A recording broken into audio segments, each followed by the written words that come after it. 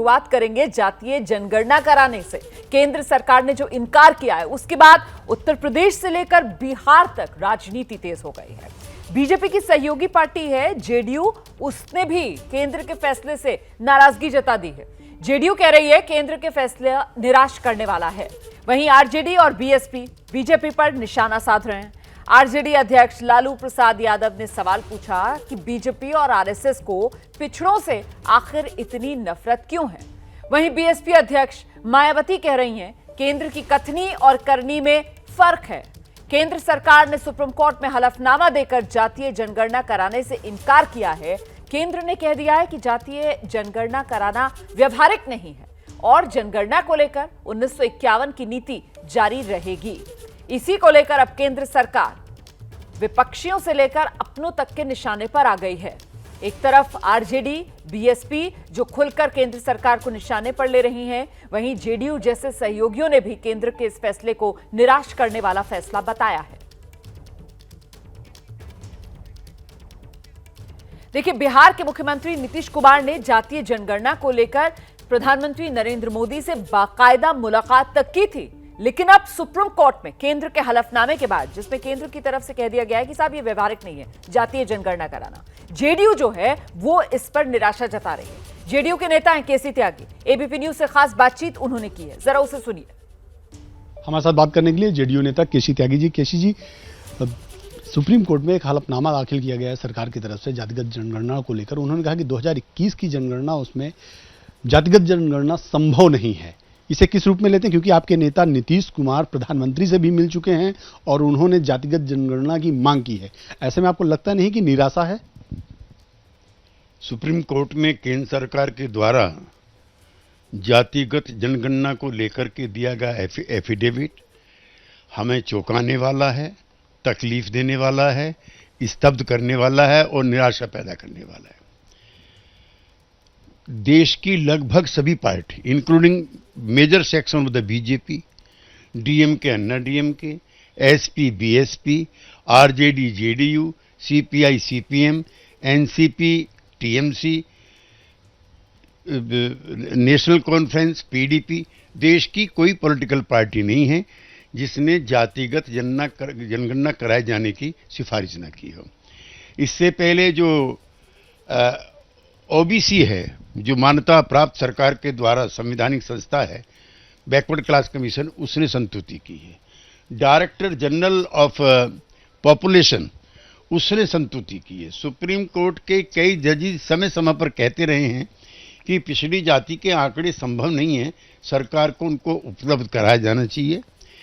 हम आशान्वित थे कि सरकार देश की 50% से ज़्यादा आबादी के साथ न्याय करेगी।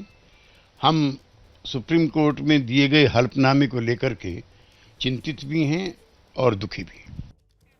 तो जेडीयू नेता को आप सुन रहे थे, केसी त्यागी साहब जो कह रहे हैं कि निराशा हुई है केंद्र सरकार के इस फैसले से। वहीं आरजेडी अध्यक्ष लालू प्रसाद यादव ने भी जातीय जनगणना को लेकर केंद्र के फैसले का विरोध कर दिया है। लालू प्रसाद यादव ने ट्वीट किया है और अपने ट्वीट में लालू प्रसाद यादव लिखते हैं, बीजेपी आरएसएस पिछड़ा, अति पिछड़ा वर्ग के साथ बहुत बड़ा छल कर रहा है। अगर केंद्र सरकार जनगणना फॉर्म में एक अतिरिक्त कॉलम जोड़कर देश की कुल आबादी के 60% से अधिक लोगों की जातीय गणना नहीं करा सकती, तो ऐसी सरकार और इन वर्गों के चुने गए सांसदों और मंत्रियों पर धिक्कार है, इनका बहिष्कार हो।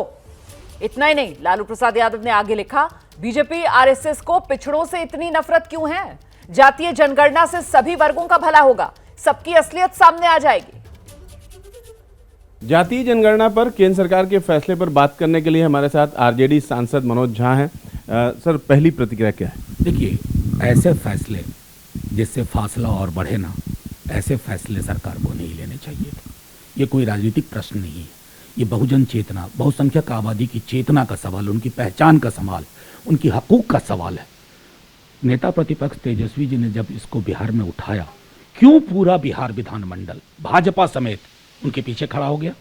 क्यों प्रतिनिधि मंडल को वक्त मिला प्रधानमंत्री जी से बात करने का?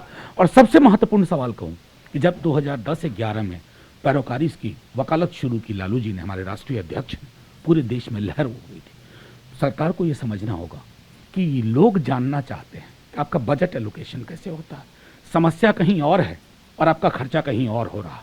इस तरह के सवाल ये राजनीतिक सवाल नहीं है, ये आपके समावेशी विकास के सवाल हैं। अगर इन सवालों को खारिज करके आसमान में खुशहालियां टांग के दिखाते हैं ये विकास है, वो विकास लोगों को अब नहीं चाहिए, उस पर चर्चा नहीं चाहिए।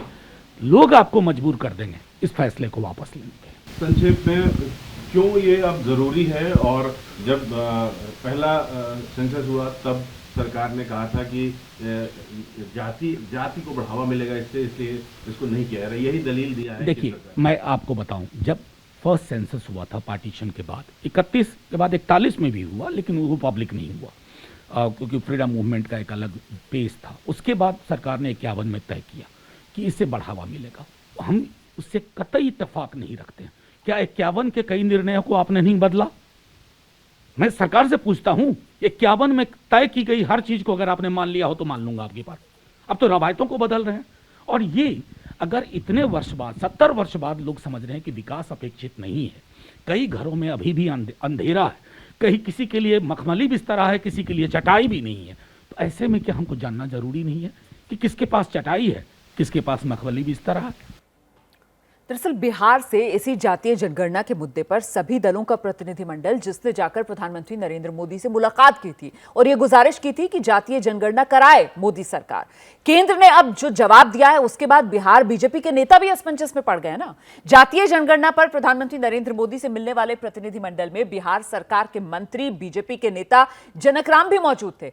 अब वो कह रहे हैं कि केंद्र ने जो फैसला लिया है इसको अभी इंतजार करना चाहिए, जरा देखना और समझना चाहिए। बिहार के मुख्यमंत्री नीतीश कुमार की अगुवाई में एक शिष्टमंडल प्रधानमंत्री से मिला था और उसमें जनक जी जो मंत्री हैं बिहार सरकार में वो भी थे। प्रधानमंत्री के जवाब का आप लोगों को इंतज़ार था जातीय जनगणना को लेकर के। जो हलफनामा दायर किया गया है सुप्रीम कोर्ट में, उससे ये साफ हो गया है कि केंद्र सरकार जातीय जनगणना कराने के पक्ष में नहीं है। तो ऐसे में अब आप लोग क्या करेंगे? मुझे याद आ रही है कि 3 घंटे के फिल्म देखने के पहले एक मिनट का ट्रेलर दिखाया जाता है। तो अभी तो विश्वास है, भरोसा है देश के यशस्वी प्रधानमंत्री जी के ऊपर कि 13 करोड़ बिहार की जनता बिहार के यशस्वी मुख्यमंत्री आदरणीय नीतीश कुमार जी पे भरोसा और विश्वास किया, और विपक्ष में बैठे भी नेताओं को भी विश्वास और भरोसा बिहार के यशस्वी मुख्यमंत्री जी के ऊपर हुआ। और बिहार के यशस्वी मुख्यमंत्री जी के नेतृत्व में बिहार के सत्ता हो और विपक्ष हो, सभी लोगों ने हम देश के प्रधानमंत्री जी के समक्ष गए और अपनी सारी बातों को बिंदुवार रखा गया। तो मुझे लगता है कि देश के प्रधानमंत्री जी का निर्णय ही सर्वमान्य होगा और उन निर्णय का इंतजार है। तो जब बिहार के मुख्यमंत्री जी के नेतृत्व में 13 करोड़ जनता, विपक्ष के भी नेताओं को आशा और भरोसा जगी, तो थोड़ा इंतजार करना चाहिए कि देश के प्रधानमंत्री जी का निर्णय क्या आता है।